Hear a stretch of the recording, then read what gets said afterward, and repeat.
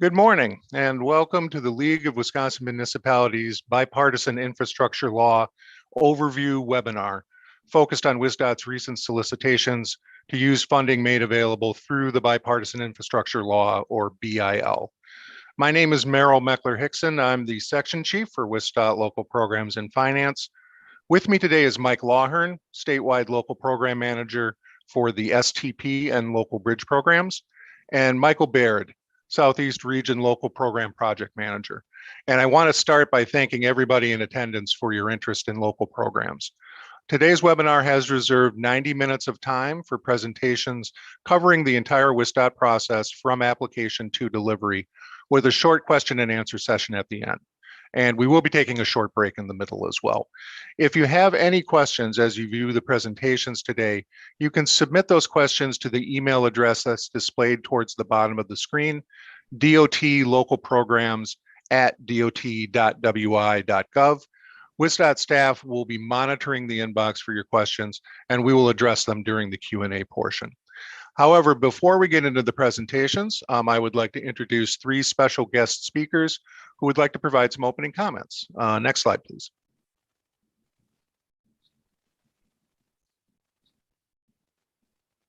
Our first speaker, Jerry Duchaine, is the Executive Director of the League of Wisconsin Municipalities.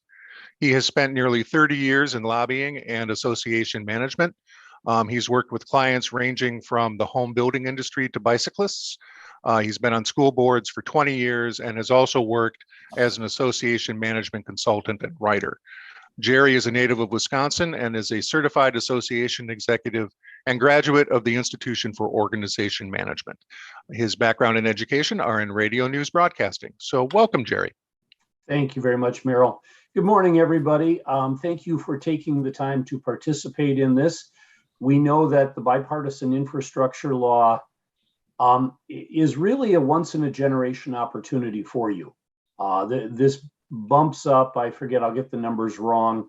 It's about a 1/3 increase in transportation aids that will be coming your way. And it really creates opportunities for you that you've not seen in quite some time. It comes with paperwork, and that's what we're here to talk about today, is how to make your way through that. And I take it by the fact that you're taking the time to attend this seminar, that you're going to be participating, you're going to be active, you're going to be working with DOT, and you've got some questions, and that's why we're rolling this out. I do want to thank Merrill, I want to thank Rebecca, Joe, and the rest of the Department of Transportation team, and Secretary Craig Thompson.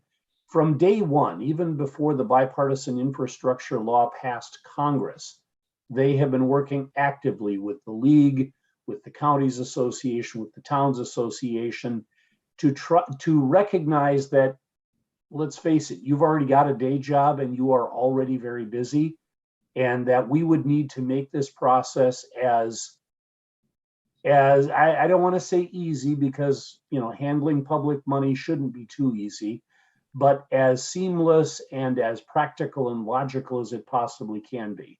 So that's what we're going to cover today. I know you've got questions. I think the DOT professionals you're about to hear from are going to cover just about all of them. We will have an opportunity at the end if you have more. And when it's all done, if you see another opportunity or you think the League needs to present you with more information, that's what we're here for. We're here to help you do your job. So just let us know what that is. You all have my email address as well. So I'm not going to take any more of the valuable time that we need to spend talking to you about the nuts and bolts of this. I want to hand it back to Merrill, and I want to say, I hope you have a good webinar. Awesome. Thank you, Jerry. At this time, I'm pleased to introduce our next speaker. Rebecca Burkle is the WisDOT Division of Transportation System Development Division Administrator. Rebecca began her career at WisDOT in 1993. After graduating from UW Green Bay with an MS in Environmental Science and a BS in Chemistry, she worked as an environmental coordinator in Green Bay for 7 years. She advanced to the Technical Services Chief position in Eau Claire, where she served for 6 years.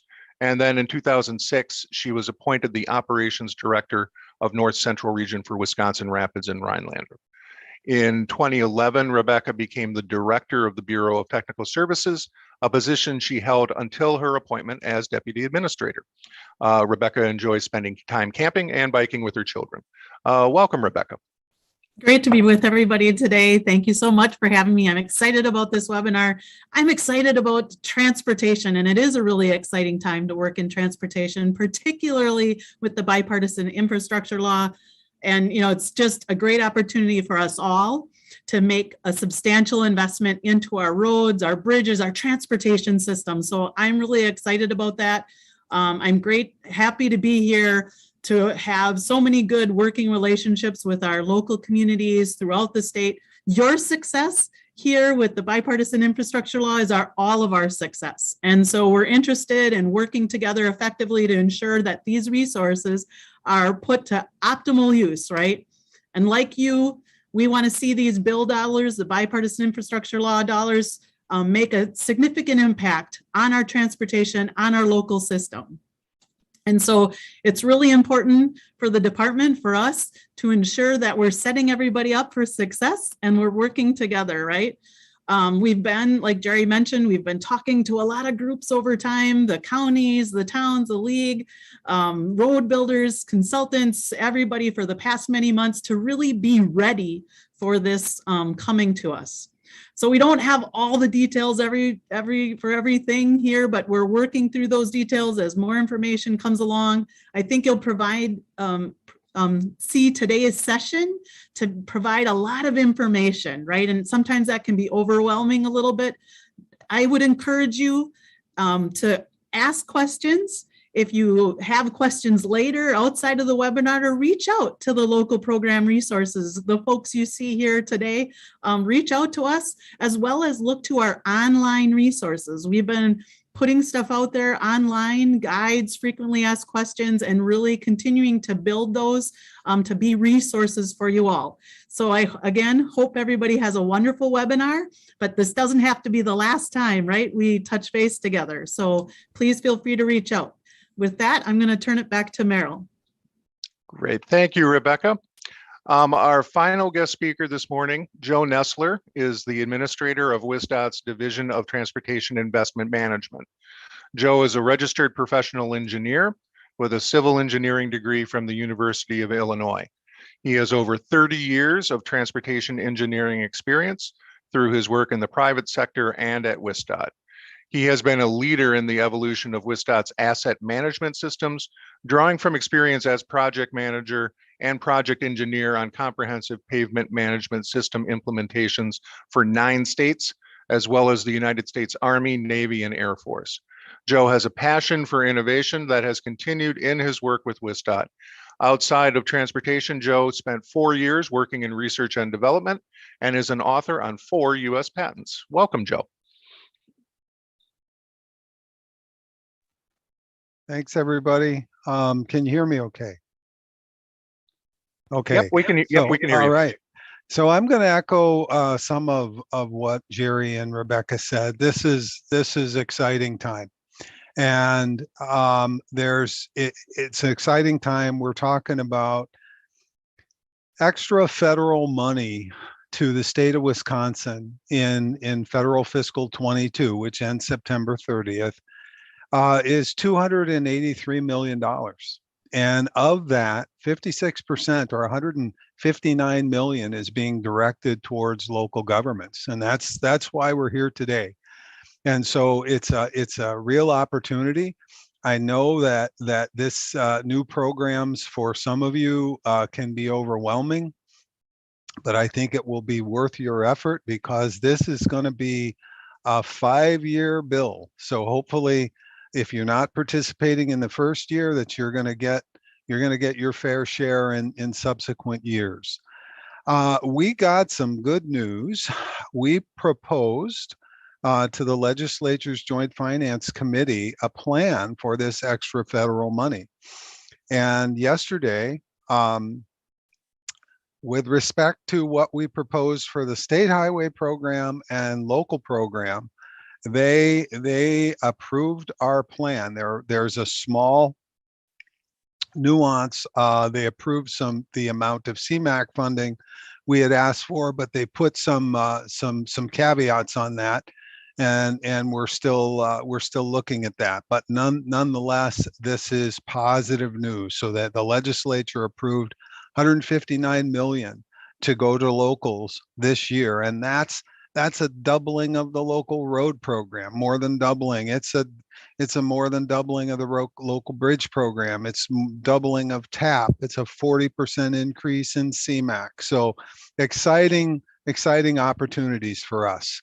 The tough part is, except for the bridge money, we got to get this money obligated by September 30th. But Jerry mentioned about, there has been quite an effort, and starting back in the fall, we started getting together with exactly what Jerry mentioned: the League of Municipalities, the Counties Association, County Highway Association, Towns Association. And we knew that there was a lot of work to pull this off. And your leader said, let's not wait. We think we can do it. We think we can do it. And so for the first wave of applications for our local road program, they were due April 1st. And we got 358 applications requesting $263 million in funding, competing for a program that's going to have about $70 million of funding in it. So the exciting piece is it looks like now we've got to get plans ready. So this is just one step. We haven't selected projects yet. We're in the process of rating and ranking, but it's sure an optimistic tone that we can spend this money on local programs, and we don't have to move it elsewhere to use the federal dollars. So a great first start. And our folks will likely talk later today if in the unfortunate event you have a project in that doesn't get selected this year, we've got a form you can check and say, hey, consider it for next year. But exciting times, a great effort, great teamwork with local governments. We do know that there are some extra hurdles with federal dollars.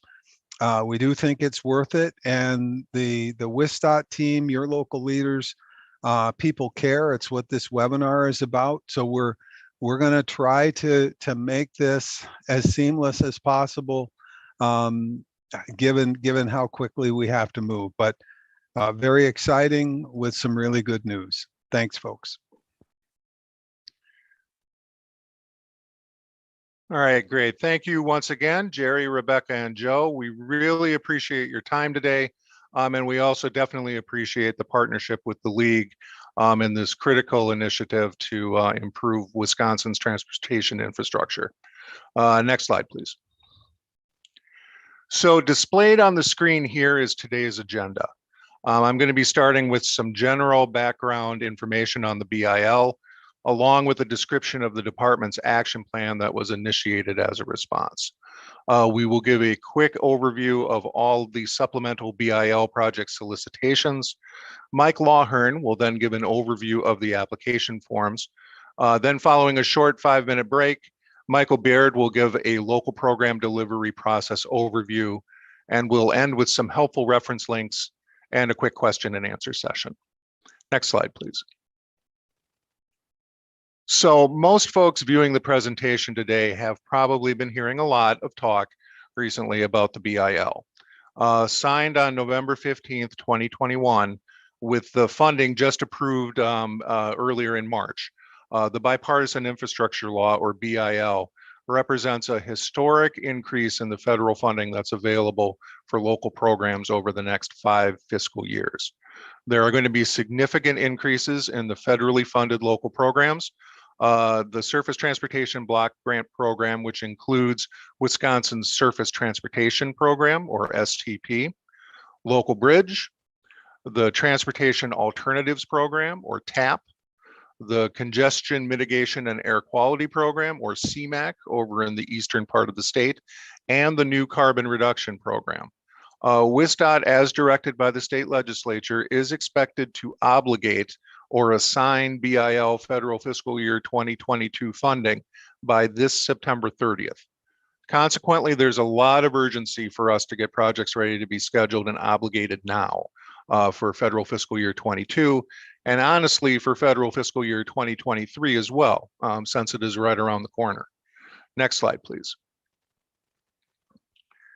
As Joe referenced, the Joint Committee on Finance did approve the department's federal plan yesterday with just a few changes.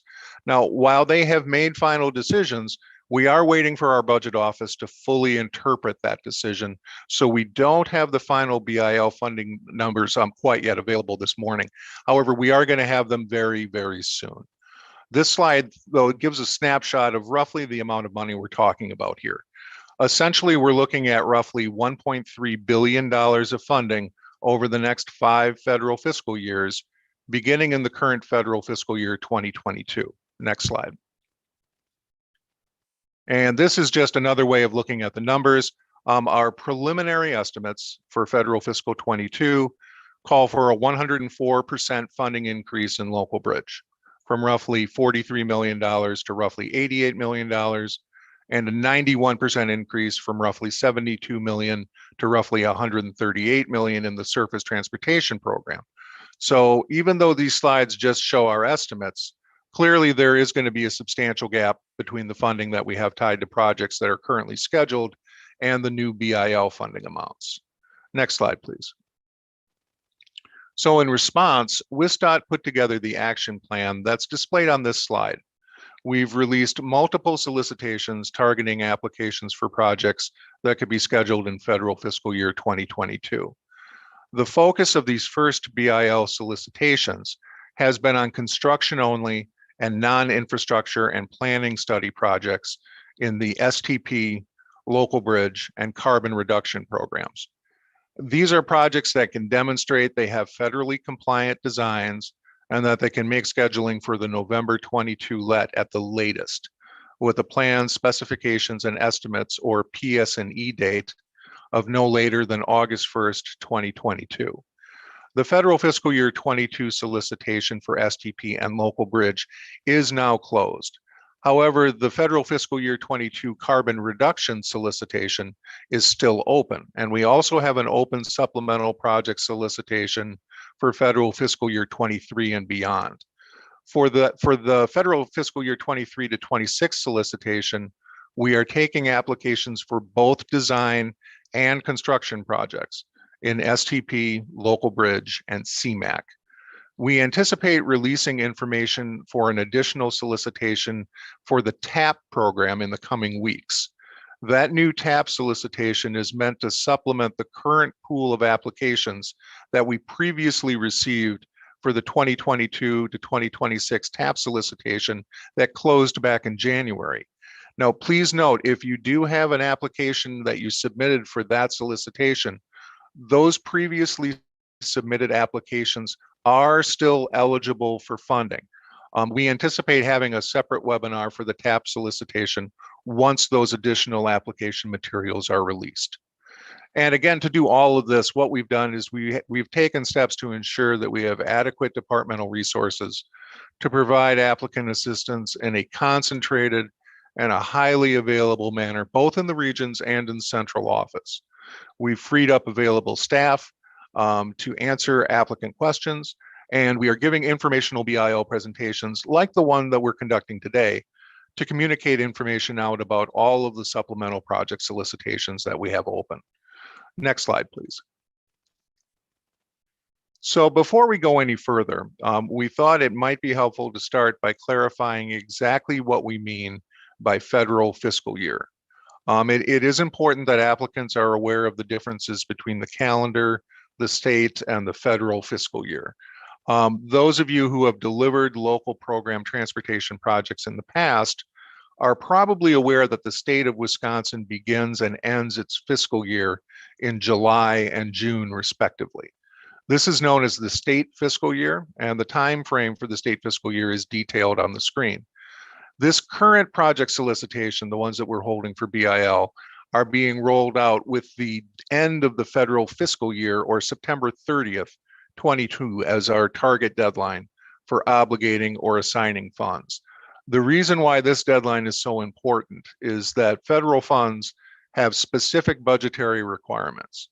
In other words, if the federal fiscal year 22 funds are not identified for a use, and in this case, that means having funding assigned to specifically identified transportation projects by September 30th, the state of Wisconsin may have the potential to lose out or become ineligible for future funding. Next slide, please. So again, the first federal fiscal year 2022 solicitation for STP and Local Bridge did close on April 1st. We just wanted to give a quick update for folks who may have an application pending. Again, the goal for the solicitation, fully utilize all of the 2022 funding. To do this, we've been looking for simple construction-only projects that have no significant environmental standing issues, projects that can easily be expedited through the state letting process. We released the solicitation materials on January 31st, again with the application deadline of April 1st. We are currently reviewing the submitted applications, and as Joe indicated, we have quite a few, with a goal of project award announcements in early to mid-May. This expedited timeline is not going to be giving projects a lot of time to get going in order to be obligated for this fiscal year.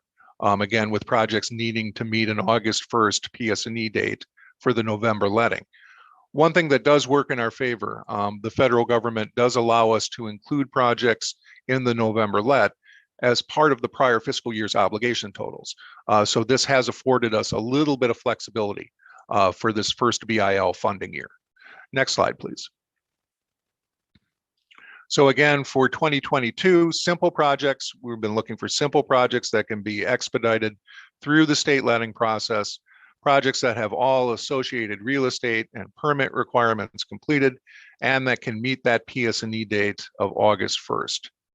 Examples of the types of projects that we're expecting to see are mill and overlay projects, resurfacing, pavement replacement projects, bridge rehabilitation, deck repairs, and bridge replacement type projects. Other improvement projects such as roadway reconstructions may possibly be eligible. However, to be eligible, that type of project likely should already have been receiving some form of departmental oversight. Michael Baird will be talking a little bit more about departmental oversight a little bit later on in the presentation. Next slide, please. So the next two slides here just provide a little bit more granular detail about the timeline for the first federal fiscal year 2022 solicitations. Again, the solicitation opened January 31st with an application deadline of April 1st. We're currently reviewing the applications with the goal of project awards by early May. After approval, we will be entering the projects into our Financial Integrated Improvement Programming System, or FIPS, so that projects can be included in regional transportation improvement plans in a timely fashion. Next slide, please. Project state municipal agreements will be sent out for signature in mid-May, with WisDOT approval of regional transportation improvement plans, or TIPs, and FHWA approval of state transportation improvement plans, or STIP labels, targeted for mid-July. After all required public involvement sessions, we again need to ensure that these FFY22 projects can meet an August 1st PS&E date for inclusion in the November 22 let. Once the projects are announced, we are encouraging everybody really to just move as quickly as possible with special meetings if needed, posting TIP amendments for public comment and TIP amendment approvals of the 22 projects, just keeping the lines of communication open with the department so that everybody is up to date on the status. We recognize that a lot of the things that we have been asking for in these solicitations that are displayed on this timeline are somewhat atypical. But it is worth noting that this is a very atypical program cycle with historic funding levels. And we really feel that by working together, we are going to be able to be successful in getting these projects across the finish line. Next slide, please. So while the FFY 2022 solicitation has closed now for STP and Local Bridge, we do still have an open 2022 solicitation for the new carbon reduction program. So what exactly is the Carbon Reduction Program? This brand new federal surface transportation block grant program provides funding for projects that reduce transportation emissions while requiring states to develop comprehensive carbon reduction strategies. In many ways, the new Carbon Reduction Program is similar to the TAP and Cmaq programs in that many of the same types of projects are eligible for funding. Examples of eligible carbon reduction activities include the purchase of zero-emission transit, fleet vehicles, construction equipment, and related charging equipment, diesel engine retrofit projects, and the construction of on-off-road non-motorized trail facilities. A complete list of eligible activities can be found on the FFY 2022 Carbon Reduction Program application, and we will take a look at that application form in just a few minutes. The federal cost share on projects available for the Carbon Reduction Program funding is 80% federal and 20% local share.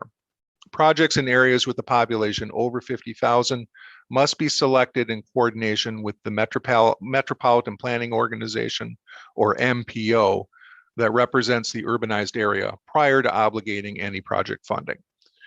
Carbon reduction projects must be identified in the Statewide Transportation Improvement Program, or STIP, and Transportation Improvement Program, or TIP, and be consistent with the long-range statewide transportation plan and metropolitan transportation plans. Next slide, please. During this carbon reduction solicitation, WisDOT is specifically targeting project activities that we feel can be awarded, programmed, and obligated by the end of the current federal fiscal year. While federal program eligibility may include a variety of activities, several will just simply not be feasible by our fiscal year deadline. As such, the application materials for this solicitation will not include the option to request federal funding for design activities. WisDOT will be considering construction-only projects, but successful infrastructure applicants will likely need to have already begun coordination with WisDOT at this time. If you are considering a construction-only application for carbon reduction and you have not already done so, please contact your WisDOT Regional Local Program Manager to discuss feasibility. A full list of regional local program managers will be provided a little bit later on in today's webinar. The image on the right-hand side of your screen displays a high-level overview of the carbon reduction timeline. The key takeaway from this graphic is the application submission deadline. In order for us to successfully obligate program funding by the end of this federal fiscal year, we are requiring applications by the close of business on Friday, May 6th. We realize this is a very tight turnaround, which is especially why WisDOT is seeking your requests for non-infrastructure projects specifically. Next slide, please.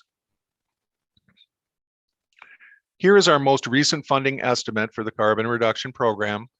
Essentially, we're looking at a total of roughly $15.6 million in the current federal fiscal year 2022. Please also note this money does need to be distributed by population grouping, similar to how funds are distributed in our surface transportation program. This means that roughly $6.1 million is going to be available for areas over 200,000 in population. Roughly $2.5 million will be available for smaller urban areas between 50,000 and 200,000 in population. 1.7 million will be available in areas between 5,000 and 50,000 in population, and more than $5 million will be available in rural areas of the state. So the big takeaway here, really, this new program is going to be providing significant funding opportunities to promote meaningful carbon reduction benefits for every single area of the state. Next slide, please. So let's just quickly go over how to find the information about the carbon reduction program on our WisDOT website. On screen, you will find our local assistance program webpage, as well as the hyperlink that will take you directly to the page. Don't rush to write these things down. A copy of these slides will be posted on our BIL webpage following today's webinar. From the local assistance programs webpage, carbon reduction program applicants will select Other Aid. The arrow on the screen indicates where you should click to navigate to that webpage. Next slide. And then from our assistance programs Other Aid webpage, Under Other Aid Programs, you select Carbon Reduction Program to be taken directly to the program webpage. Again, this is just depicted on the screen next to that blue arrow. And on our webpage, this program is labeled with a new tag. Next slide, please. So now you find yourself on the Carbon Reduction Program webpage. From here, you will find additional program information, such as the application materials, a replay of the recent Carbon Reduction Program webinar, and regional contact information.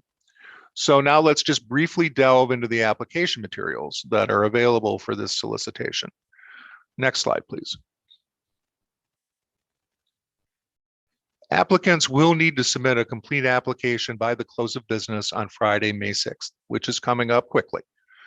Applications will be reviewed and selected over the next 2 months, with awards anticipated in late June.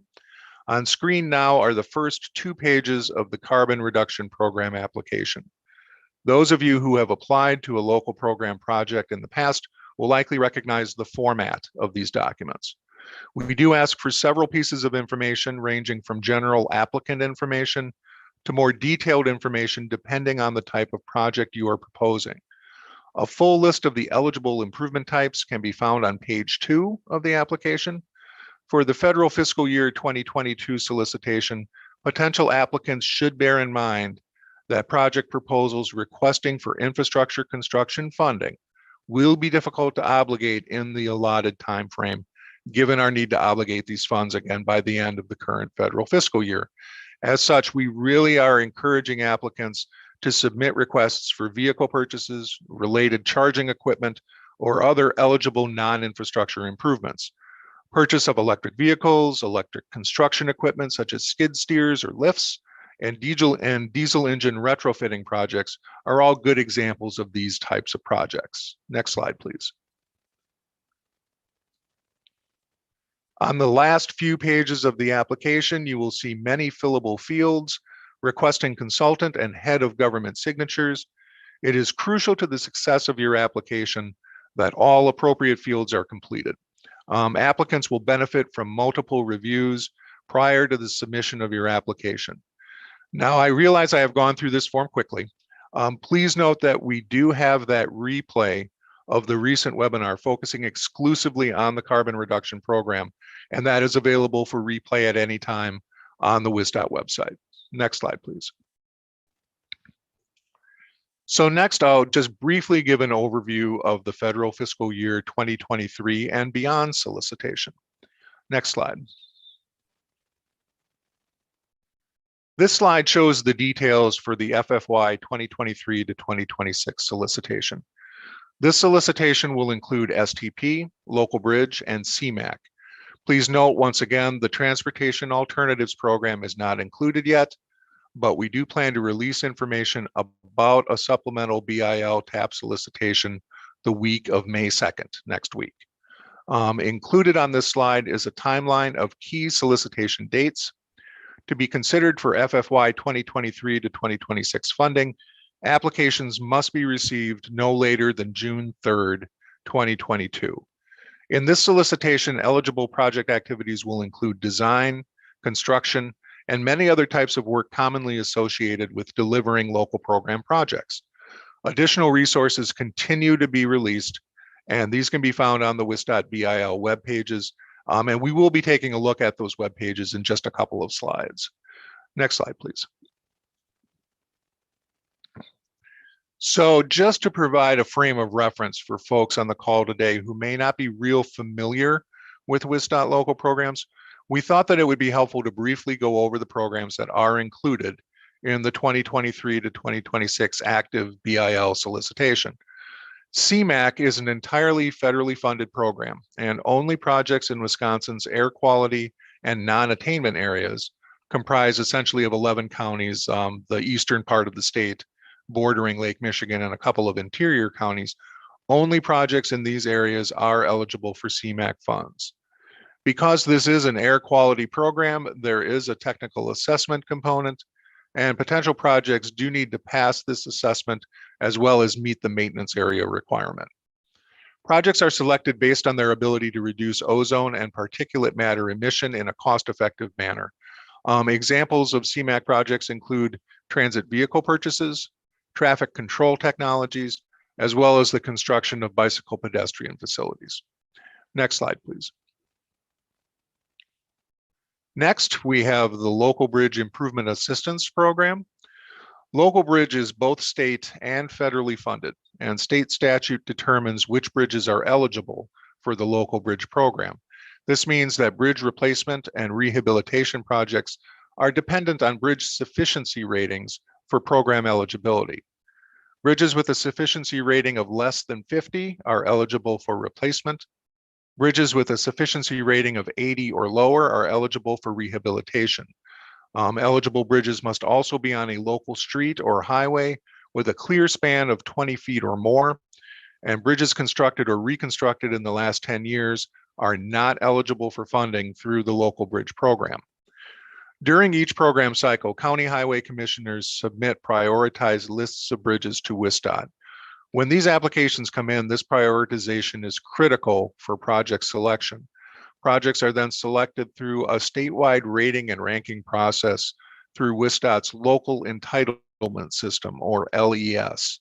The LES system utilizes formulas that are based on county entitlement balance and estimated project cost. All local bridge projects must be state-led, meaning that the state bids and contracts out the work, essentially. And bridge projects require state oversight. Next slide, please. Next, we have the Surface Transportation Program, or STP. STP provides federal funding, so no state dollars. This means that all STP projects are subject to federal guidelines. STP provides, again, federal funding only. The program is split into an urban component, a rural component, and a new Stp Local component. Now, this Stp Local program component is a significant addition to STP, one that I know a lot of folks have great interest in right now.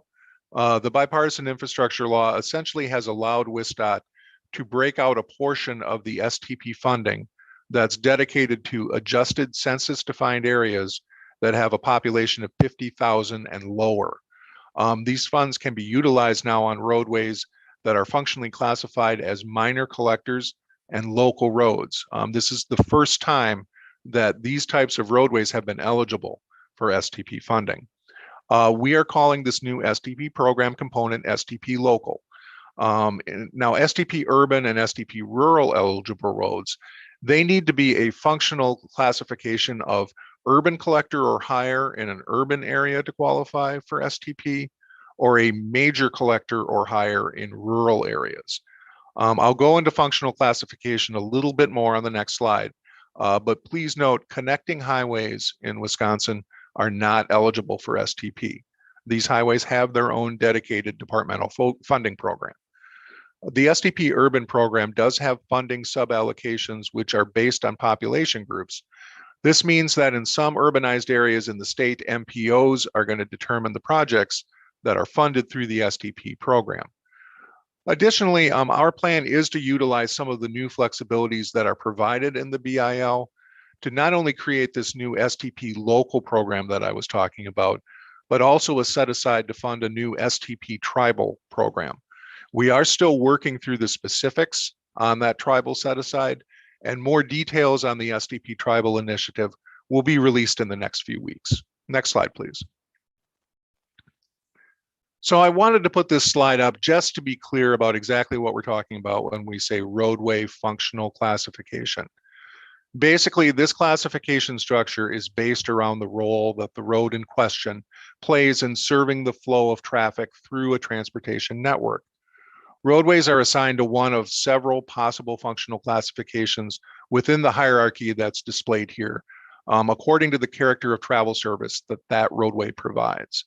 Busier roads, arterials, meaning interstates, expressways, and some county highways, along with busier roads defined as major or rural collectors, are the only types of roadways that have been eligible for STP Urban and STP Rural in the past, although please note, interstates and expressways are not eligible for STP. Those are part of the state system. What the bipartisan infrastructure law has done it has opened up the STP program through the new Stp Local component for roadways on the bottom of this graph, classified as minor collectors and local roads. But again, only in census-defined areas with less than 50,000 population. And this is a really big deal because the vast majority of roads in the state are classified as local roads and minor collectors. If you are interested in finding out more about the road classifications in your area, the link on the bottom of the slide, which goes to WisDOT's functional classification webpage, is a great place to start. Again, don't worry about scrambling to write this down. I know that the URL is pretty long. Again, we will be making a copy of the deck available after today's presentation. Next slide, please. And this slide shows a screenshot of the WisDOT BIL landing page, which can be found either for searching for BIL from the WisDOT wisconsin.gov webpage, or by searching for WisDOT BIL just using your preferred search engine. From here, just click on the FFY 2023 to 2026 bill program solicitation webpage where indicated on the slide, that blue arrow. Once you've clicked on that link, you'll be in the BIL 23 to 26 solicitation page, and here you will find the applications and the application instructions. Next slide, please. So these next two slides just show screenshots of the FFY 23 to 26 webpage, including links to applications, instructions, and program-specific resources. Please note the familiar timeline on this screenshot, as well as the Stp Urban and Rural Application Materials. Next slide. And this slide includes further resources for the 23 to 26 solicitation, including the materials for Stp Local, Local Bridge, and Cmaq. Next slide. So now Mike Lawhern will give you a closer look at the application materials and discuss some important changes with this 2023 to 26 solicitation for each program. Again, please note the timeline on the right-hand side of the screen, which shows the application deadline of June 3rd, 2022. So take it away, Mike. Next slide, please. Thank you, Merrill. Hello. Again, my name is Mike Lawhern, and I am the statewide local program manager for the Local Bridge Program and the Surface Transportation Program known as STP. I will start with reviewing the Cmaq Form, a program again only available to folks that live over on the eastern part of the state. Those of you who have applied for Cmaq program before will likely recognize these materials. Really, all of the 2023-2026 application materials are very, very similar to previous application materials for these programs. However, it is important to notice that a few changes to eligible activities in the Cmaq program. The BIL enhances program eligibility to include lock and dam modernization rehab projects, certain marine highway projects, micro-mobility projects, as well as zero-emission vehicle and infrastructure projects. These changes are highlighted by the red bracket on the slide. Next slide, please.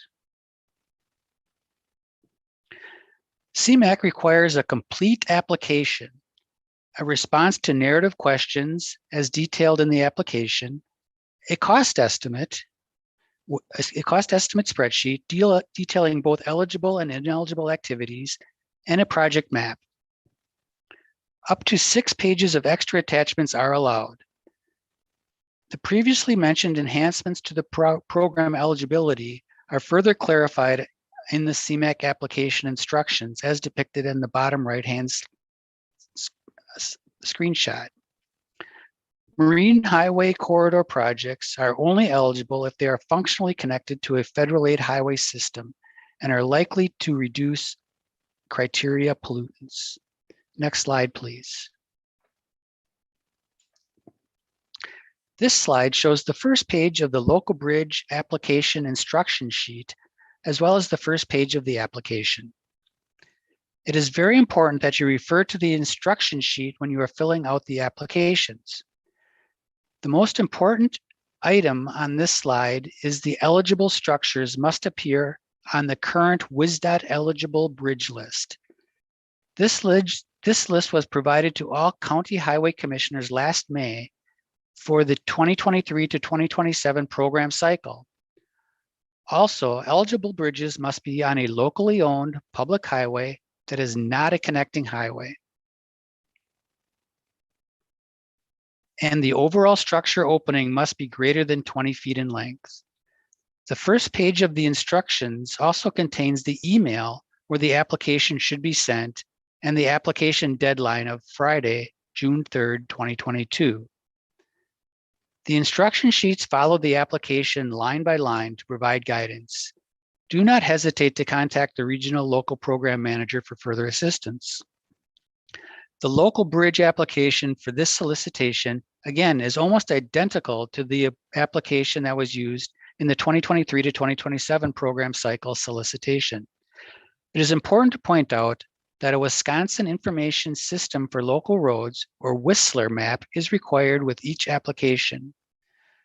General questions about the existing bridge as well as the proposed improvement are asked on the application. It is very important to indicate if you are applying for a bridge replacement or a bridge rehabilitation project. The criteria for both the bridge replacement and bridge rehabilitation are indicated on the instructions relating to the sufficiency rating and if the bridge is structurally deficient or functionally obsolete. If the improvement type of the bridge is a bridge rehabilitation, a copy of the rehabilitation report that was approved by the WisDOT Bureau of Structures is required to be submitted with the application. Next slide, please. Next, I will go over the Surface Transportation Program known as STP. In the STP program, there are 3 sub-programs, those being the Stp Rural, Stp Urban, and Stp Local programs. With the Stp 2023-2026 application, we have developed an extra sheet known as the Stp Pre-Project Award Flexibility Agreement. Next slide, please. This flexibility agreement document is to be used by local sponsors who previously submitted an Stp application in the 2023 to 2027 program cycle or the federal fiscal year 2022 BIL solicitation, and your Stp project was not selected for funding. This form allows local sponsors to simply fill out a one-page form indicating that they would like their previously unsuccessful application to be considered in this federal fiscal year 2023 to 2026 BIL solicitation without having to fill out another application. If you think that your project qualifies for this flex agreement, please read it carefully. Please note that Stp urban projects in the urbanized areas are not eligible for this consideration.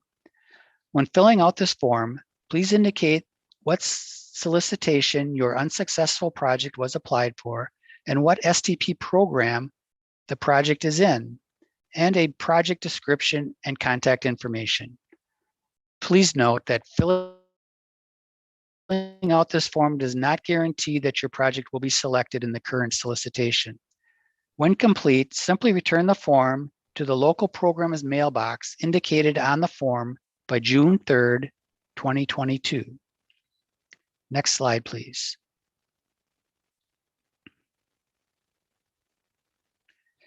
Stp application materials are similar to the local bridge application, but have different required information. This slide shows page 1 of the application instructions, as well as the Stp Urban Application itself. This instruction sheet is almost identical to the instruction sheet that was from the previous program cycle. Highlights are the project eligibility for Stp Urban, that the roadway must be functionally classified as a collector or higher, and it must be located in an urban area, and that connecting highways are not eligible. If you are unsure if your project is in an urbanized area or an urban area, the WisDOT website contains maps of all urban and urbanized areas in Wisconsin. Also, the email where the application should be sent is indicated on the instruction sheet.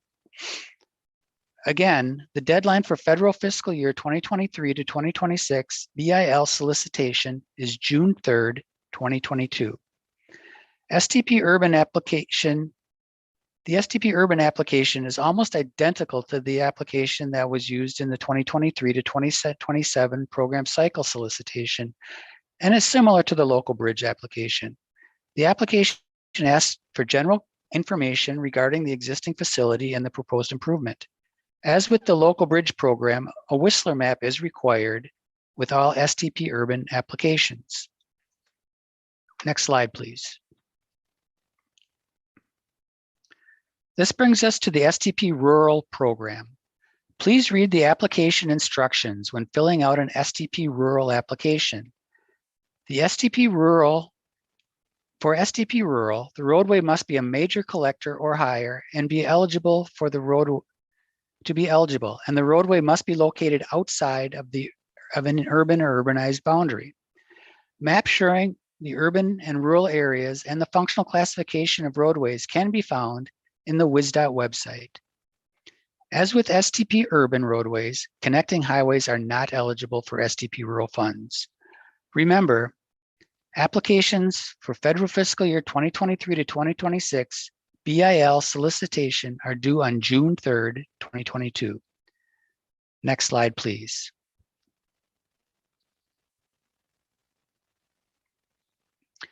The last application form that I would like to cover today is for the Stp Local program.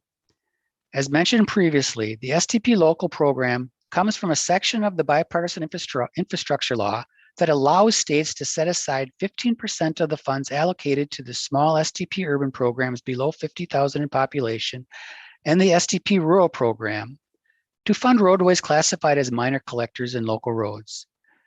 This represents the first time that federal dollars are eligible to fund the lesser traffic volume roadways.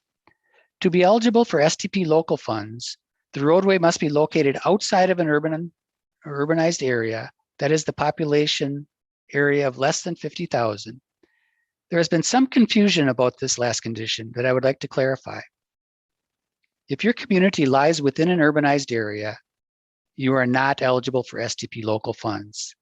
That is, even if you are a small town or a village, but within the urbanized area of 50,000 or greater, unfortunately, you do not qualify. The roadway must be located wholly outside the urbanized area. There are maps in the WisDOT website that show boundaries of the 18 urbanized areas in the state of Wisconsin. The WisDOT has developed a GIS application that shows the roadways that meet the eligibility requirements of the Stp Local. A link to the application is found in the Stp Local instruction sheet. A major difference between Stp Local application and other Stp programs is that the WisDOT contact for Stp Local is not the regional local program manager. Contacts for Stp Local are either myself or the local program supervisor, Tim Elusigen. Our contact information is indicated on the instruction sheet and will also be shown in just a couple of slides. The Stp Local application is very similar to the Stp Rural and Stp Urban applications. General information about the project and the proposed improvement are asked on the application. Next slide, please. Lastly, for all of these forms, do not forget to include the applicant contact information at the end of the application. It is very important that the cost estimate is as accurate as possible, because the figures indicated on the application are those that will be used in the state municipal agreement, or SMA.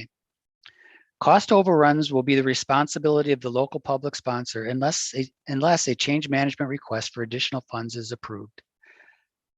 The participating costs are split into 80% federal and 20% local match. Non-participating work is funded 100% by the local sponsor, and it is for non-transportation related items such as sanitary, sewer, and water mains. Please note that all applications must include a sheet documenting the calculations performed to create the cost estimate. It is also noted that for federal fiscal year 2023 to 2026 BIL solicitation, design costs are eligible for 80% reimbursement. Again, do not hesitate to contact the regional contact indicated on the application instruction sheet if you have any questions. I realize that I went over a lot of information and glossed over several elements of these applications in a very short amount of time. So feel free to email your questions to the local programs mailbox or call one of the contacts indicated on the instruction sheets if you have any questions as you are filling out these forms.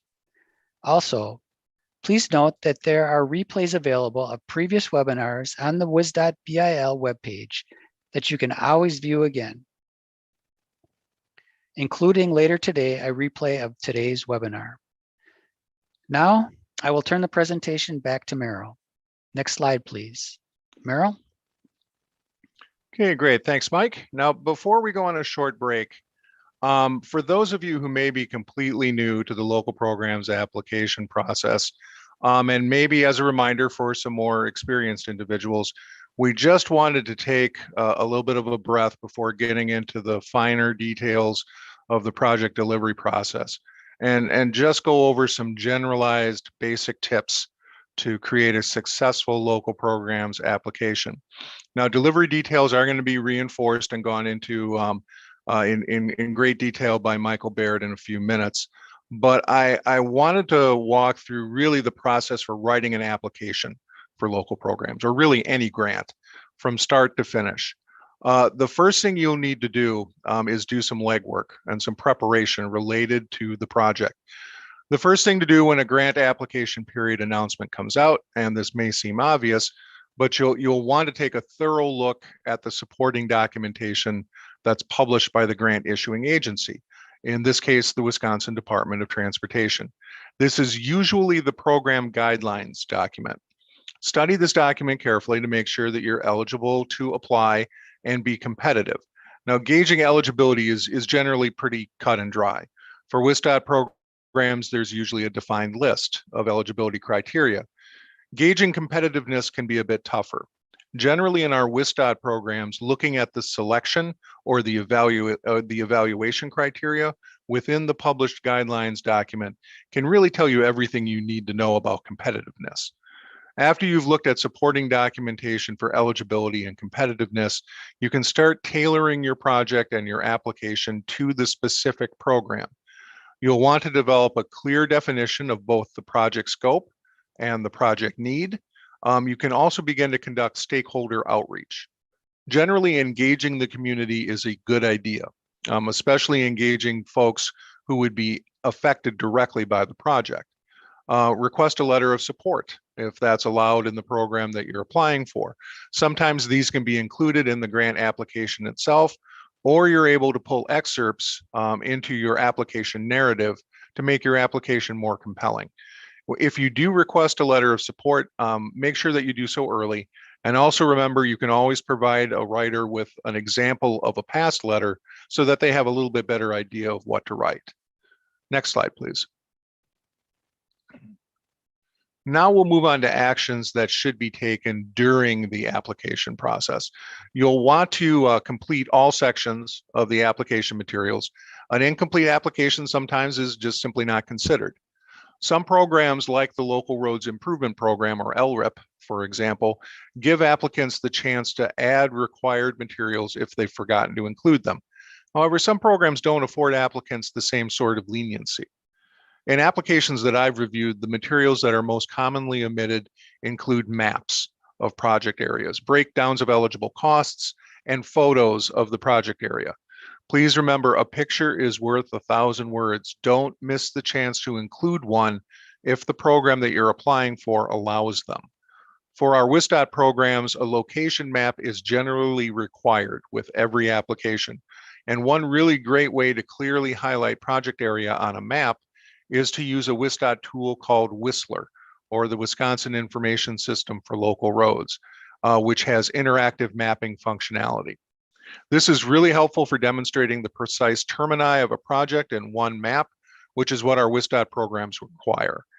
Whistler also allows local governments to access information related to local roads, such as width, surface type, pavement condition rating, etc. Another must while writing your application is to review your application materials for errors. Look for common errors like word swaps or misplaced punctuation. It can be helpful to read the grant aloud to yourself and have an outside reviewer who's unfamiliar with the project take a look at it. This is just independent verification that the grant is clear to those without a lot of inside knowledge of the project. And really, I think that feeds into a larger point about the need to write concisely and clearly. Some of the best applications employ the less is more strategy and keep their materials concise, specific, and clear. Many of our WisDOT programs do allow for that application narrative section. This is really your opportunity to include additional information about the scope and the benefits of your project. It can be your opportunity to speak directly to the discretionary selection committee, if there is one for the program you're applying for. So make sure that you're writing to the evaluation criteria. For example, if safety is one of the evaluation criteria, which is the case for LRIP and for the TAP program, for example, you'll definitely want to speak to how your project promotes safety in your application narrative. This is information that the discretionary committee will need in order to make their decision. And writing style absolutely matters here. I hear from selection committees that the best applications really sell the project by speaking directly to the evaluation criteria and engaging the reviewer with compelling information. Successful applications make it easy for the committee to think, this is really a great project, and it's worth funding in this program. After the application is complete, it's helpful to read through it just one last time with the evaluation criteria in mind. This is how the committee of reviewers is ultimately going to score your application, and reading it like a committee member can give you a lot of insight as to whether you're hitting the marks that you intended to while you were writing it. Finally, make sure that you know the application deadline. Submit your materials by that deadline. Be sure to note the time of day that the application is due and submit it well in advance of the deadline if possible, in case you run into any technology issues. Also, make sure you're checking attachments before you send off the final version of your application. Next slide, please.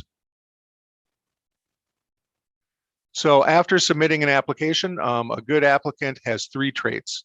They're proactive, they're patient, and they're persistent. We recommend that you confirm receipt of application materials in case there was some sort of an error in the transmission. Also, if something changes with your project, for example, if an event occurs that requires some sort of a scope change, please update the department as soon as possible. For programs that do not have a publicized award announcement date, it can be helpful to ask when project awards are likely to be announced. For local programs, those are the tentative award dates that I referenced earlier a few slides ago. Additionally, in the waiting period between application and award announcement, do not start construction or design work on your project if the work is included in your pending application. Projects with WisDOT funding are not authorized to incur costs until the contract between the state and the municipality, also known as the State Municipal Agreement or SMA, is signed by both parties. Finally, be persistent. Not all applications and all applicants are successful the first time. And these are often very competitive programs that we're talking about here. If you aren't awarded initially, don't think of it as wasted time and effort. Your initial investment has essentially made you better positioned to be able to apply for project funding in the future. And with all of the historic funding opportunities that are coming available right now, that's a really great position to be in. So with that general guidance, we're just going to take about a 5-minute break here. And when we return, we'll turn the presentation over to Michael Baird, who will be giving some helpful tips for project delivery on WisDOT local program projects. So again, about 5 minutes. All right, great. I think we're right at the 5-minute mark. Welcome back, everybody. So now I will be turning the presentation over to Michael Baird, who will be taking a look at BIL from the project delivery side. Michael? Thanks, Meryl. Next slide, please. As Meryl said, I'm Michael Baird. I am a local program project manager in the Southeast region. I will be talking about an overview of the BIL process from application to delivery. Next slide, please. A brief agenda. First, I'll go over some documents that are available and some definitions and other resources. Then I will discuss stakeholders, a little on the state municipal agreement, or SMA. Then the consultant selection process, including qualification-based selection, or QBS. And then project development timeline and major milestones. Next slide, please. Please don't rush to write these down, as these will be available when these slides are posted after the presentation. But there are documents available on WisDOT's website for you to use when working on your project, such as our frequently asked questions document for BIL, the local program acronyms and definitions. There is a series of YouTube videos on the WisDOT project development process, our facilities development manual, specifically chapter 8.5, which discusses the securing of consultant services, and our local program website. Next slide, please. So for our stakeholders, the first is the Federal Highway Administration, who is providing the funding and oversight to ensure that our funds are spent within the federal rules. Next slide, please. Then there's the local public agency, or LPA, also known as the sponsor. So the LPA is the sponsor of the project and needs to own the project. They are responsible for the delivery of the project design, any utility moves, purchasing of any real estate, project approvals, etc., to meet both the interim and final submittal due dates. They're responsible for hiring the consultant. They provide overall design project administration and ensure quality control of the design. Next slide, please. The WisDOT personnel you will interact with are in two positions: the local program manager, or LPM, and the local program project manager, or LPPM. The local project manager is the one that develops the state municipal agreement, or SMA, to define cost shares and due dates for your project.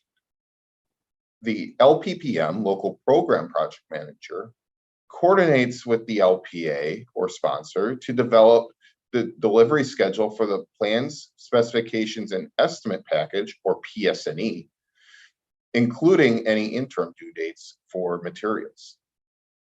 They work directly with the LPA and the consultant, and they help to ensure compliance with federal and state requirements. They aid the sponsor in interpreting the regulations, manuals, and guidelines as they apply specifically to your project. They review and approve design documents per the document approval designation matrix and monitors the schedule. However, the LPA and the designer are ultimately responsible to meet deadlines. Next slide, please. This is a chart that's available on WisDOT's website that shows you who specifically would be your LPPM or LPM. Go to your region, and then for the LPPM, find the county that you are located in to find who is your specific LPPM. Next slide, please. The design consultant is the one that's doing the work on behalf of the municipality and WisDOT to design the project. They need to be knowledgeable about WisDOT and federal design processes in the local program. They must be licensed in Wisconsin as a professional engineer, and they are responsible for their internal quality control. Next slide, please. Previously, I mentioned the Delegation of Approval Authority chart. This is also available on WisDOT's website. This chart will show you who is responsible for concurring and approving specific documents that you will need to be completing throughout the design process. Please note that there are multiple charts on our website. Make sure you click on the one appropriate to the program your project is in. Next slide, please.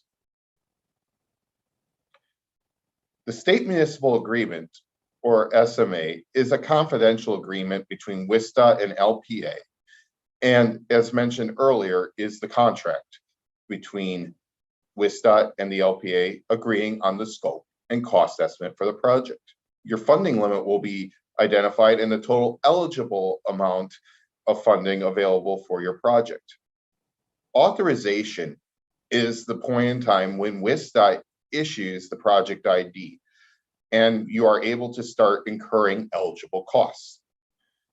The designer can already be selected. However, you cannot submit your local design selection approval checklist, also known as Form DT 1515, to your WisDOT LPPM until your SMA is approved both by the municipality and WisDOT and your ID has been authorized for charging. Please note on the DT 1515, you need to submit that form to your LPPM, not to the email address on the form. The form is in process of being revised. However, please use the current form at the time you need to submit that's on the website and submit to your LPPM. Any expenses incurred before authorization cannot be reimbursed. Next slide, please. So you've been awarded your project and now you're going to select your consultant. So what do I need to do before procuring consultant services? Well, you should develop a scope of services needed and an estimate. You may have already done this as part of your application, and you can use that moving forward. You should develop a request for qualification, or RFQ, solicitation document to post for your solicitation. You should develop scoring criteria and how you're going to rank packages that come in from your RFQ. And you should identify individuals to serve on your review committee. We will go into further detail on many of these aspects in the next slides. Next slide, please. So what is qualifications-based selection, QBS, and why do we have to use it? Well, the Brooks Act applies when there is federal funds in design. So if you're doing a two-party contract and do not have federal funds, you do not need to use QBS. However, WisDOT recommends that it's still used. In three-party design contracts that do have federal funds or state funds, you do have to use QBS. In the process with WisDOT, when we're considering qualifications, we do not consider price. This is to develop a list of eligible consultants to move forward to the to start soliciting a price proposal. There is a roster available on our website of eligible engineering consultants.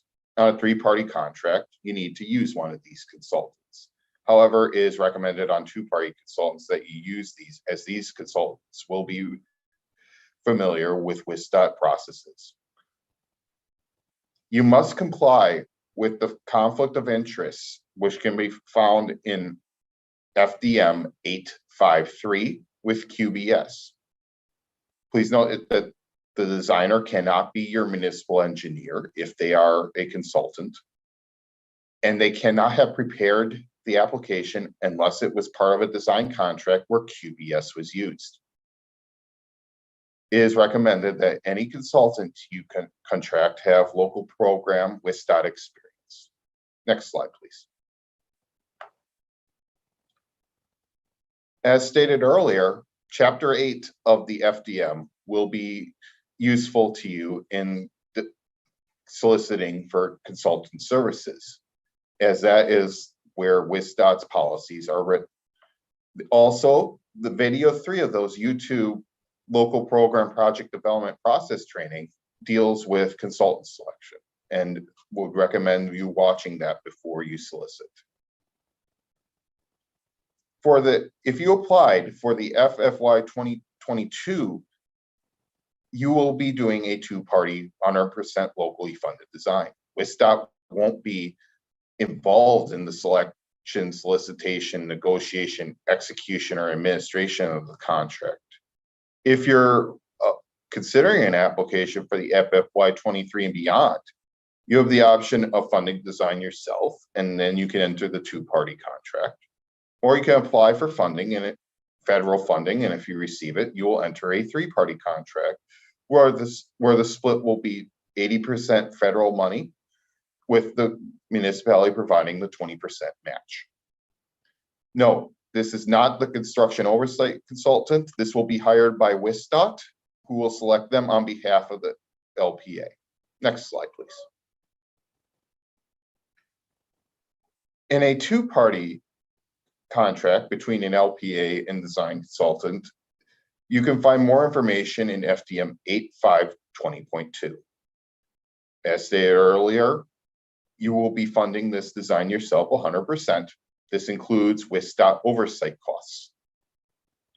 While WisDOT is not involved in the solicitation, selection, negotiation, execution, or administration on the contract, it is strongly recommended that you reach out to your LPPM before you solicit this contract to make sure that your scope includes all necessary elements and avoid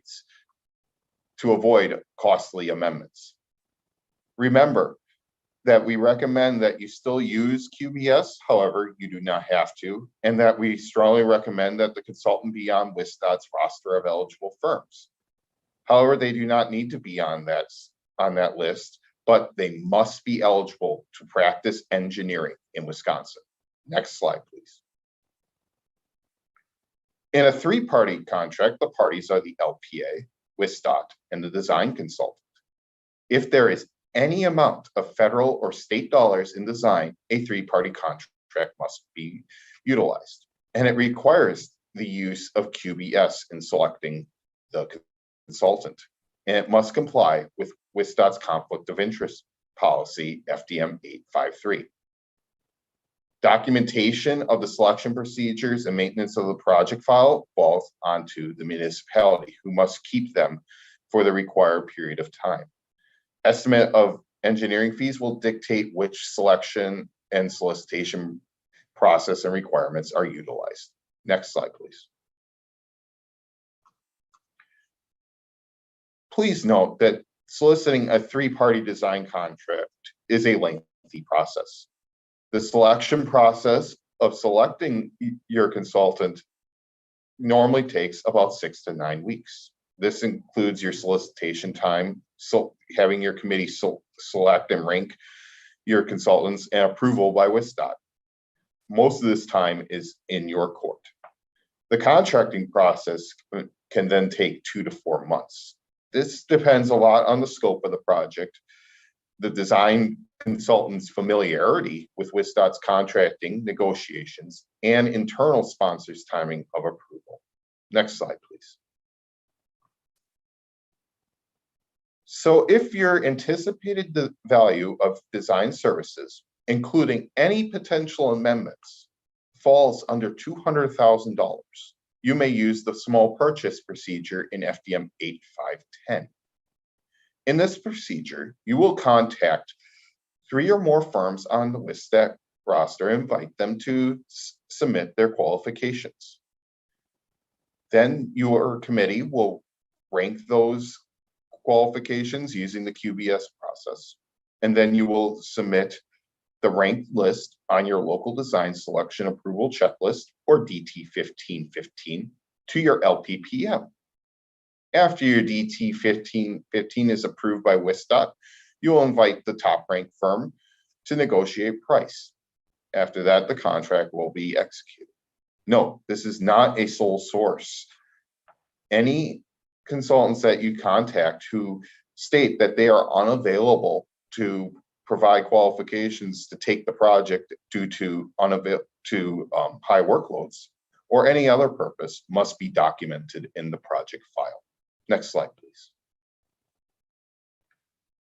If your anticipated value is over $200,000, but is under $1 million, You will follow the regular procedure for procuring consultant services found in FDM 8520. You will advertise a request for qualifications, and this can be done in multiple ways. If your municipality maintains a roster of at least 10 firms, you may advertise it to your roster. You may advertise your request for qualifications to the entire WisDOT roster. You may advertise the solicitation in a newspaper of record or on your municipal website, or a combination of these. Once the due date has passed and you have received the qualifications of interested firms, you will rank them using QBS with your committee. You will submit the top 5 on your local design selection approval checklist DT 1515 and submit that to your LPPM. After the DT 1515 is approved, you'll invite the top firm to negotiate price and execute a contract. Next slide, please. If your estimate is approaching or is over $1 million, including any potential amendments, you will follow the regular procedure for first to create the shortlist for required consultant interviews. WisDOT will approve your shortlist. This is the top 5 firms ranked by your committee. You will then hold interviews with those 5 firms with the selection committee. Note, on this selection committee, you must have a WisDOT employee. This person will also vote on the committee. Please contact your LPPM to secure the person that will sit on the committee. Then, after the interviews, the committee objectively ranks those 5 firms. After that, you will submit your DT15 local design selection approval checklist to the LPPM for approval. After it is approved, you will then negotiate the price with the top firm and then execute a contract. Next slide, please. So a little more on the conflict of interest policy. As stated earlier, you cannot use your municipal engineer if they are a consultant to design. The firm cannot complete your application, then do work unless it was part of a QBS procured contract. With bridge work, if the firm has already completed an independent engineering study on the bridge, they cannot compete for the design of that bridge.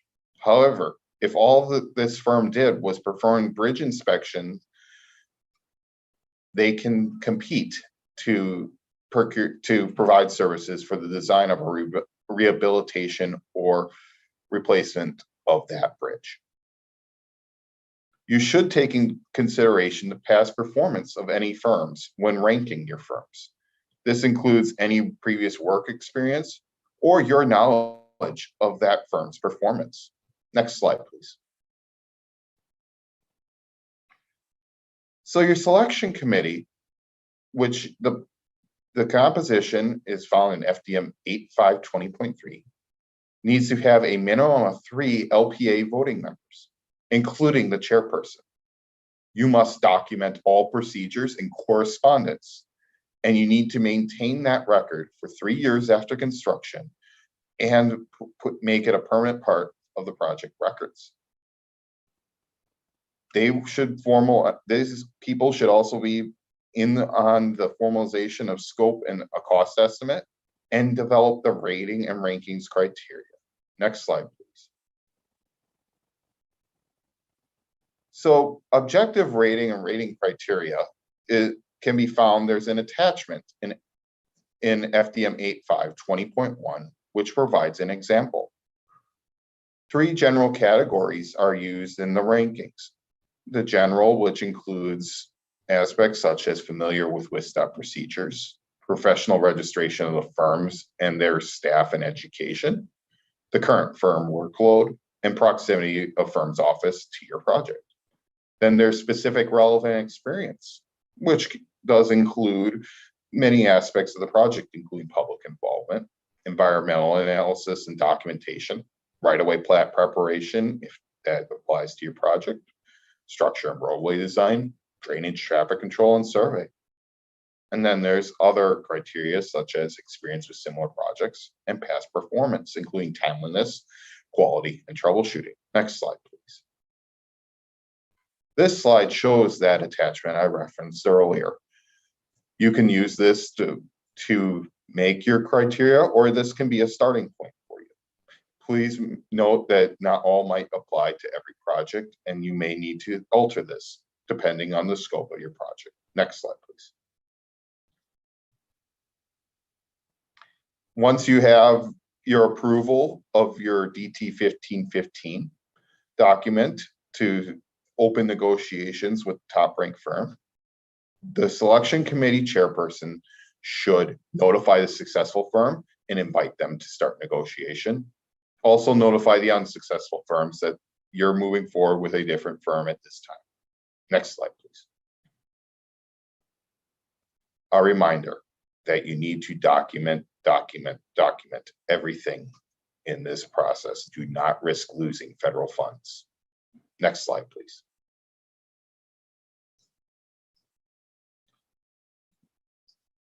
So just to summarize the process of how your contract will get approved. You'll fill out the local design selection approval checklist DT 1515 and send that to the LPPM, who will review it and submit it to the regional consultant services supervisor for processing and approval.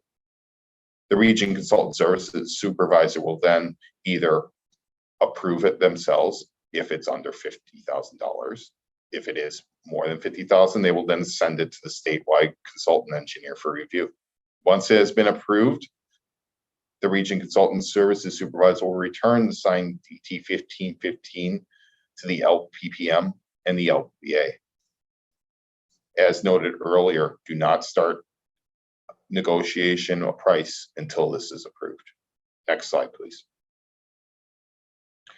This is a copy of the DT 1515, which is found on WisDOT's website. Please note this form will be edited to remove the bottom line that this needs to be sent to the statewide consultant engineer. Please send this to your LPPM. Next slide, please. Moving on, you have now hired your consultant, and we are now moving on to the project development phase. Now, note, these timelines can be lengthy in design. Some projects will have to move faster than others in the BIL process. However, make sure that when you're applying that you put in adequate time for all processes, including environmental document, dealing with utility relocations and railroad, and purchasing of right-of-way. If you have questions on what timeframes you should be using, contact your LPPM. Next slide, please. This flow chart shows the activities that you will conduct in order to get to your 30% design PS&E, in which case you will then be moving forward to develop your environmental document and DSR. Next slide, please. After you get your environmental document and update plans and get your DSR, you will then have reached the 60% PS&E milestone. Next slide, please. Then you will be working to develop your 90% PS&E and ultimately your final PS&E project, which will include the plans, specifications, and estimates that will be utilized to let the project. Next slide, please.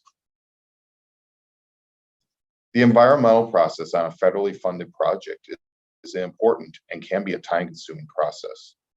One of the first aspects of that is the archaeological and historical screening. There are two ways to conduct this on WisDOT projects. The first, for low impact projects, is the screening list.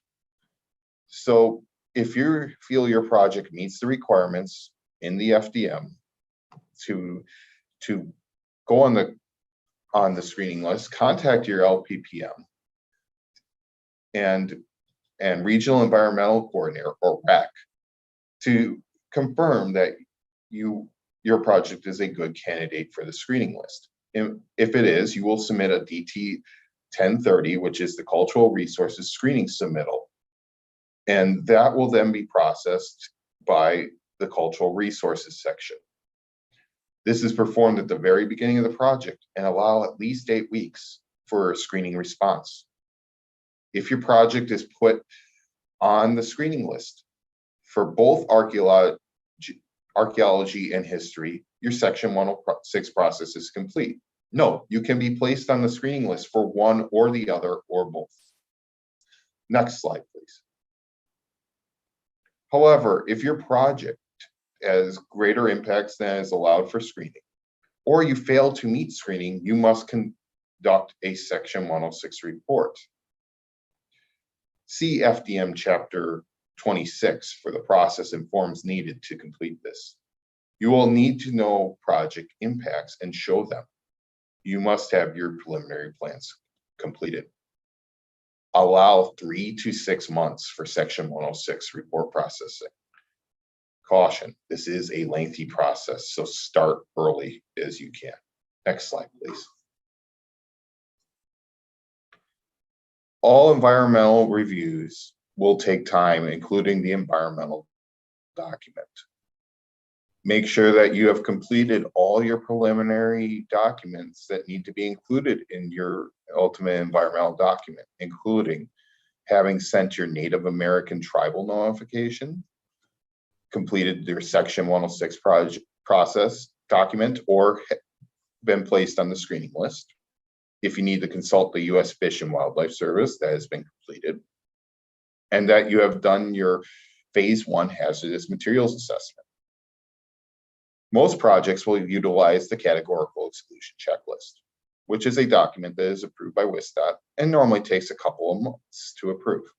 However, if your project has greater controversy or has impacts that are greater than can be utilized on the CEC, you will have to complete an environmental report. This document is approved by FHWA and will take longer to approve. Next slide, please. Remember to not only have adequate time, but also that some agency coordination will require field work, and much of that field work is seasonal and weather dependent. Make sure you take that into account when developing your schedule.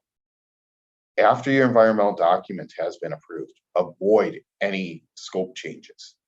Your costs will increase and your schedule is in danger of being delayed. Contact your LPPM as soon as a potential scope change is anticipated. Next slide, please. Railroads can be a major part of your project if one is located within or close to your project. What is close to your project? If a railroad is located within 1,000 feet of your project or your detour route, why 1,000 feet?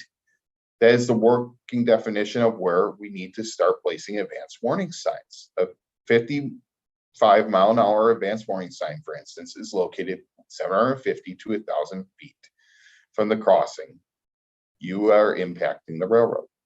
Contact your regional railroad coordinator for a more definite answer, as this is only a screening tool and they will still need to look at your project. If you have a railroad on your project, they will impact the timely delivery of your project, so make sure you allow adequate time in your schedule.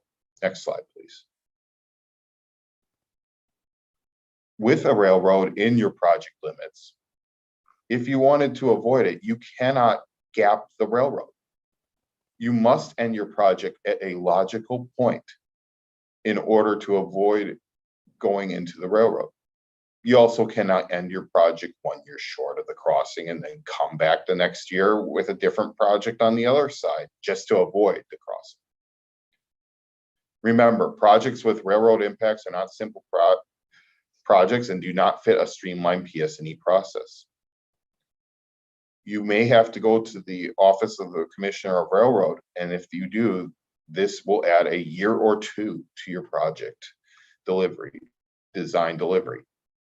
And And if you have a crossing in your project that needs to be designed, this must be submitted to your regional railroad coordinator 24 months prior to letting. Next slide, please. Utility coordination is also a key part of timely completion of your project. Why do we need to do utility coordination? By state statute, utilities have a right to occupy the public right-of-way. And planners and excavators are required to avoid, to the extent possible, interference with transmission facilities also by statute. Next slide, please. So the roles and responsibility of utility coordination.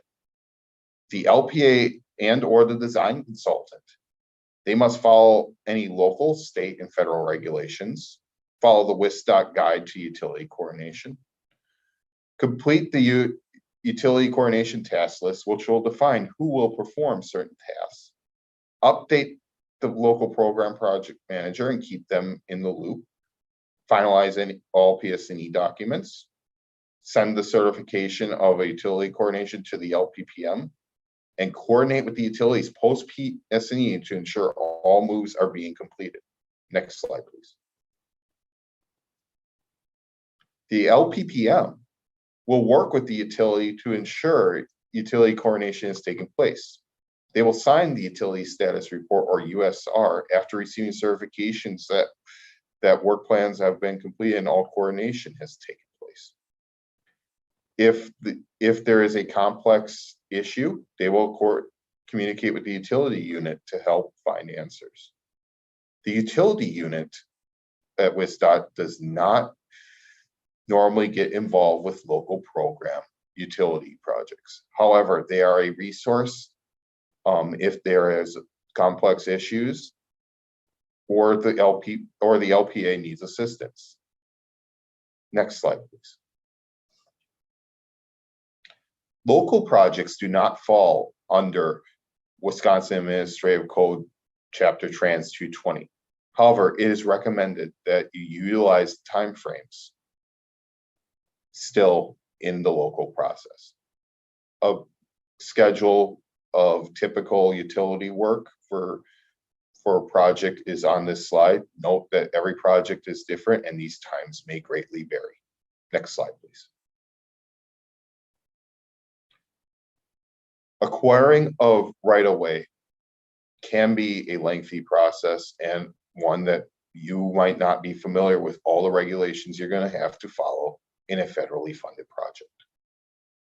The local program, the LPA, is expected to follow all procedures outlined in the LPA manual, secure the approvals needed to proceed with right-of-way acquisition on a state or federal aid project, ensure that all state and federal procedures and laws are followed, and document everything in the right-of-way process. Next slide, please. So in order to start acquiring real estate, you must have an approved environmental document, an approved design study report or DSR. If you need a relocation plan, this must be completed. You must have a right-of-way plat approved and a relocation order filed. You must complete an acquisition capability statement. This is either the LPA if they're doing the right-of-way acquisition themselves or their consultant that they have hired. And hold a real estate startup meeting with your regional real estate coordinator. Next slide, please. Before that, you may complete the ordering and review of title searches. You may identify which parcels you're going to need real estate from. You may contract with a consultant and start a sales study. Next slide, please. This slide shows the timing of a single parcel averaged on an average WisDOT project. Note that this is 150 to 268 under an average situation. Your time may vary and it may lead to more if condemnation is needed to be done. Next slide, please. Now that you're completed your design, you've moved the utilities, you've acquired the real estate and you have all your documents in hand, you are moving on to the plan specifications and estimates part of the project. FDM Chapter 19 will have the requirements. You need to submit all documents via e-submittal. They are due noon on the PS&E date. Please note, if your PS&E date falls on a Saturday or Sunday, they are due at noon the Monday following. At this point of the project, you need to make sure that your right-of-way is clear, or you already have contacted your LPPM and real estate coordinator about your situation, that your utilities are clear, or you've already contacted your LPPM about your situation, that railroad is clear, or you've coordinated with your region rail coordinator and LPPM your situation. Your traffic management plan, TMP, is approved. You have DNR final concurrence, and any permits that you need are in hand. Please note, if any of this is not completed, your PS&E package is incomplete and your project is subject to having the letting pulled.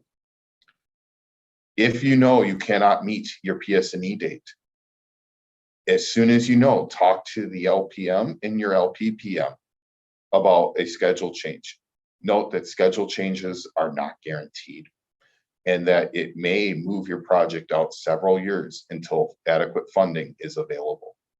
Next slide, please.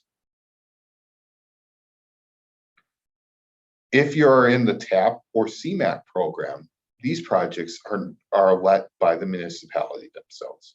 You will follow the procedures in the Sponsor's Guide to Non-Traditional Transportation Project Implementation and Additional Resources document on WisDOT's website.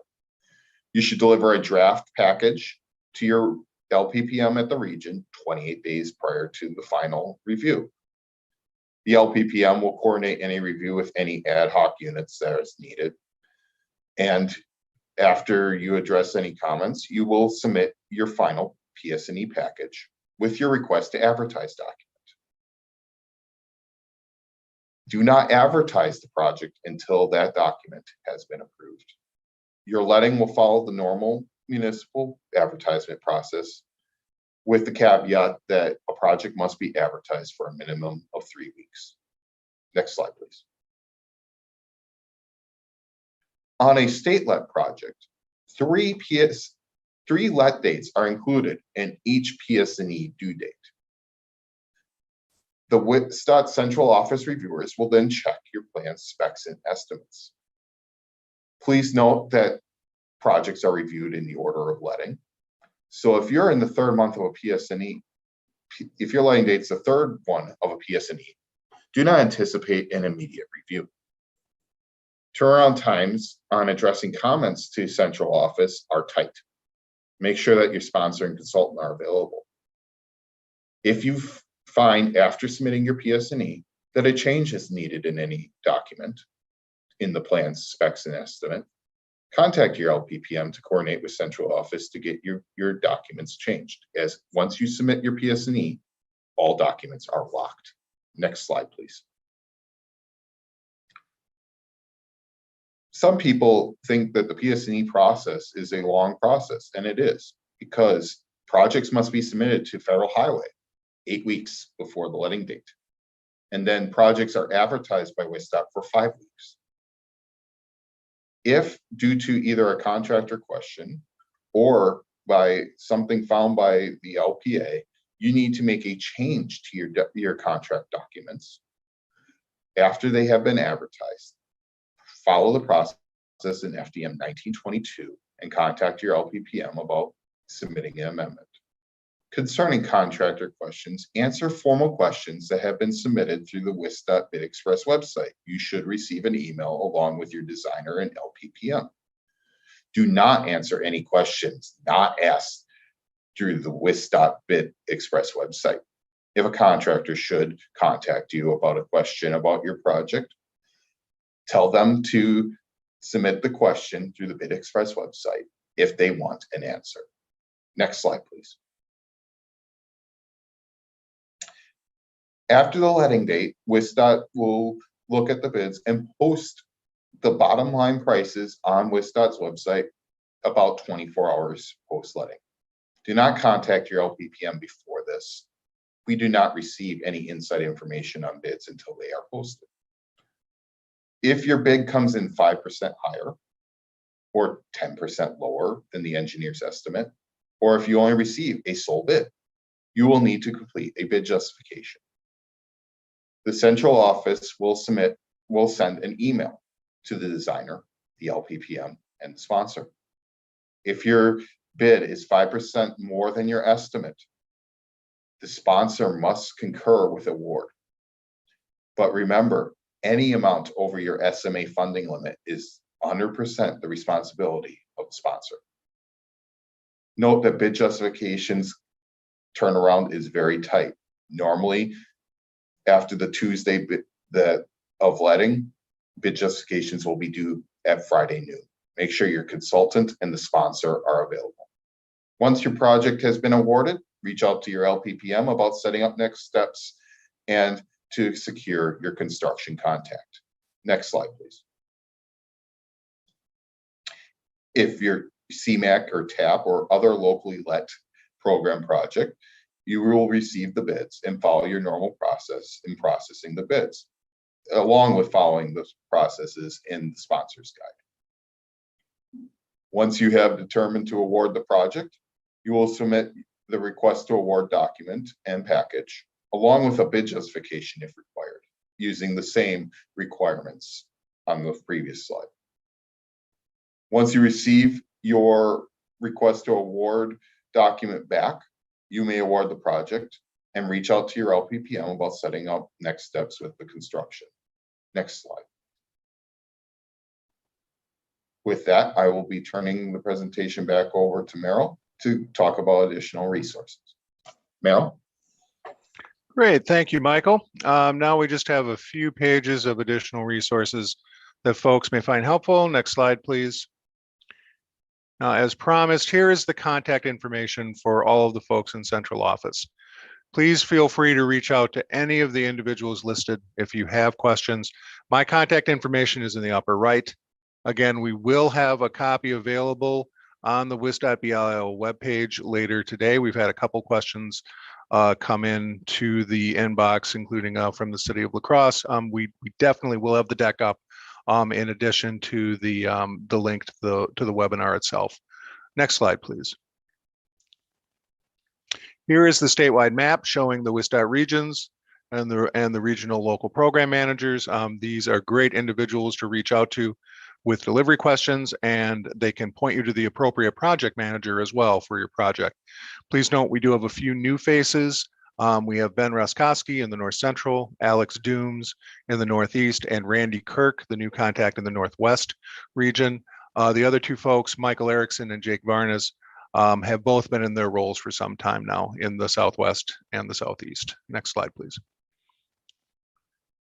These next few slides contain some helpful links. Again, please don't scramble to try and jot down these long URLs. The deck is going to be posted after the conclusion of today's webinar.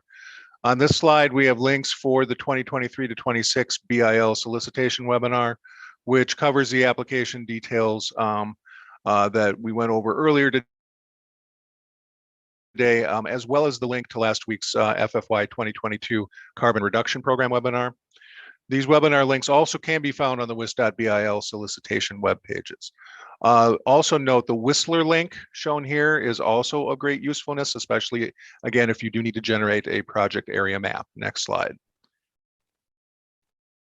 On this resources slide, we have the link to the Facilities Development Manual, a manual that Michael referred to frequently during his portion of the presentation.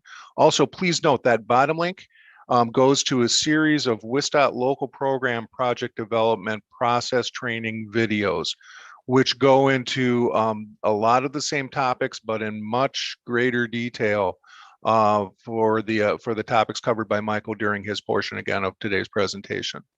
Next slide.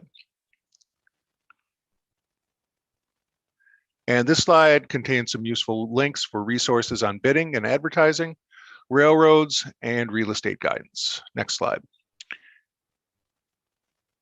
So thank you once again, everybody, for your time today. Thanks once again to the League of Wisconsin Municipalities for their support and partnership on today's informational webinar. The email address shown on the screen, dot.wi.gov, is our main inbox for questions. We're going to address some questions now. I know we're running a little late. We'll go a couple minutes over. Again, if we don't get to your specific question today, don't worry. We are refreshing the Q&A documents on the WisDOT.bil web pages periodically. So just keep checking back in, or again, please feel free to reach out to us with a phone call. So I believe we have a few questions here. I will start out. We keep getting asked the question when the project award announcements are going to be made. And there are different timing for different programs. The FFY 22 BIL solicitation for STP, including the STP Local and Local Bridge, are anticipated to be announced the second week of May. For the FFY 22 carbon reduction program, again, we rolled that solicitation out a little bit later, and that doesn't close actually until next Friday, May 6th.